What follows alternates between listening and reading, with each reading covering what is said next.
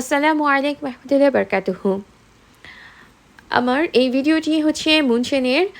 আর বেশ কিছুদিন আমি কোনো ভিডিও আপলোড করিনি, এই জন্য যে আমার ছাত্র ভাইরা বাংলাদেশে স্বাধীনতার জন্য লড়ছিল, এবং আজকে যেহেতু আমার দেশ স্বাধীন হয়েছে এবং আমার ছাত্র ভাইয়েরা জয়ী হয়েছে এবং বাংলাদেশ একটি নতুন দেশে পরিণত হয়েছে, কাজেই এখন আমার এই ভিডিওগুলো আপলোড করাই যায়। বেশ কিছুদিন আমি আমার ইউটিউব এবং ফেসবুকে কোনো ভিডিও আপলোড করিনি, এই জন্য যে আমার ছাত্র ভাইদের সম্মানার্থে।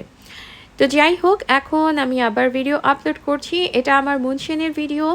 আমরা মুনশেনে গিয়েছিলাম, আমি একা না, আমার ফুল ফ্যামিলি সহ গিয়েছিলাম। এখানে আমাদের একটা ছোটোখাটো ট্রেনিং প্লাস একটা সামার পার্টি ছিল, এবং সেটাতে অ্যাটেন্ড করার জন্যই আমি গিয়েছিলাম।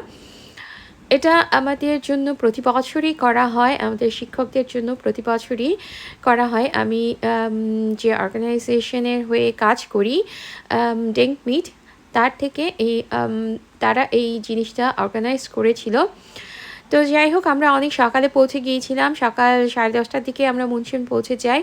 তারপর আমাদের গন্তব্যস্থান আর ডেঙ্কমিট আমাদের জন্য একটা হোস্টেলে একটি রুম বুকিং দিয়েছিল আমাদের 4 জনের জন্য। সেখানে আমরা চেকিং করি এবং একটু ঘোরাঘুরি করি, তারপর দুপুরে খাবার টাবার খেয়ে একসাথে কিছুটা সময় কাটিয়ে আমি চলে যাই আমার গন্তব্যস্থলে, এবং সেখানে আমি আমার কলিগদের সাথে একসাথে বেশ মজা করি, বেশ মজা করি। আর এদিকে আমার হাজব্যান্ড এবং আমার ছেলেরাও কিন্তু বাদ যায় না, তারাও তাদের মতন করে বেশ মজা করে।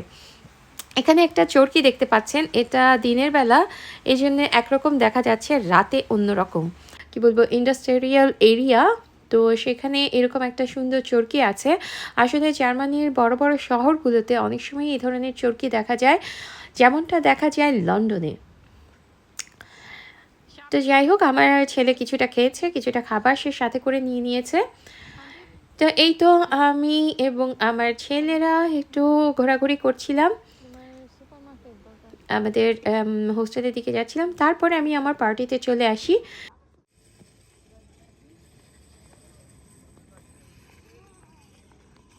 এই যে আমার কলিগ, আমরা সবাই এখানে ড্রিঙ্কস নিয়েছি।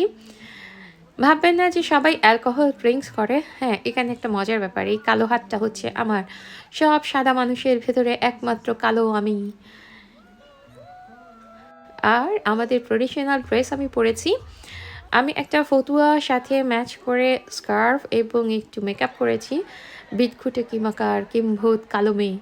যাই হোক, আলহামদুলিল্লাহ, আল্লাহ যেভাবে বানিয়েছে, সুস্থ বানিয়েছে, বেশ নাচ গান হচ্ছিল।